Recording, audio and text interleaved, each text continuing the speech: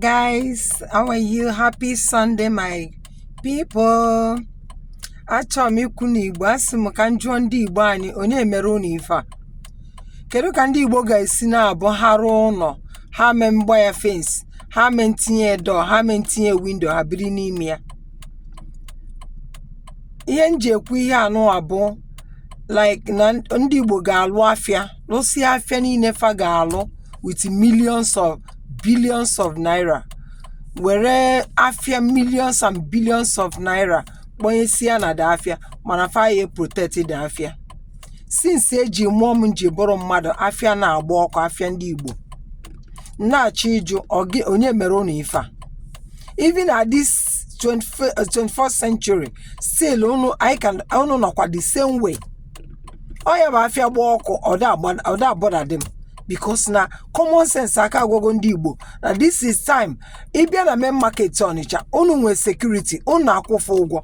Tell me why ndị Igbo na-ame nwe fire service station na main market, nwe fire station na head bridge, nwe fire station na Ochanja market, so that ọkụ bịa a na-redio ndị main market station na-agbanyụ, ndị radio ndị head bridge ha na-abịa, radio ndị Ochanja ha na-abịa, by the time ha na-abịa aghọta ọkụ anwa right away. It's according na Lagos unu ji how many millions and billions wee start ya kedafe trade fair Idumota kekwa the other one. Mana unu enwere fire stations ego one ka ọ ga-ewu unu. Come on, go in a higher purchase through kedafa this man innocent. Obia toya no buru ibe go na kona fire station second hand debo. Una men with 2 trucks in each market. Mana not everyone ono dominate the market. So that when anything merenu, kedu kunu seti security na safeguard here no. Mana una dey safeguard here no oku.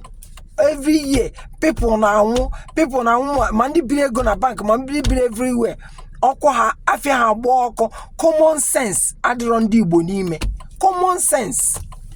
Safeguard your market.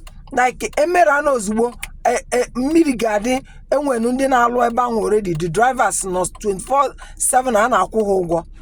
Then they move, take action immediately. Moto na agba ọkụ, anything na agba mma na ndị Igbo ka anọ na unu dispatch ya immediately to go and save life. Ọ karịrị ego unu na-atụta. Ọ karịrị ego unu ji eri ife.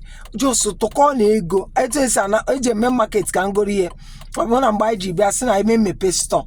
The guy mepe store amma ego na ha si na ya anị ya. Ọ mwanyere ya the money si aka ọkwọ because they need in that thing. Okay, ego niile unu anakọ unu enwere ike ije wee nweta fire station. Nwe trucks mmiri na-adị ọnọrọ fire station ha nwe all the gadgets eji aga nwe everything so that immediately ọkụ na-eme anything ndị security a na-radio ha immediately they will start being in action because a ga-enwe shift ndị na-arụ morning afternoon night, ndị arụ morning, ndị arụ morning, ndị arụ afternoon. So ọkụ bịa ọ dị too much aha ma nghọta nwunye ha radio ndị other stations, radio ndị Ochanja, radio ndị head bridge River Niger dị ọbụrụ ndị ebe ihe na-adịrị ebe etinye borehole ọ ka ndị ọcha si eme ya. Just I don't know. Ndị Igbo common nke a kịta anọ ihe na-afụ na after ha emegide ma dollar enwere ihe na-akụkpa afịa na-eme nke a ga-ebido isu ibe afụ ya ọkụ na jenu organize for fire station bikonu. Enwere onye na-akpachakwana na-agafu every year ndị Igbo. Come on now. Okay, happy Sunday, you guys. I just want to brief in this. Have been a thing that bothering me, so I just want to put it out there. Okay? Have a beautiful Sunday, a beautiful week to you all. I love you guys. Bye. Ciao.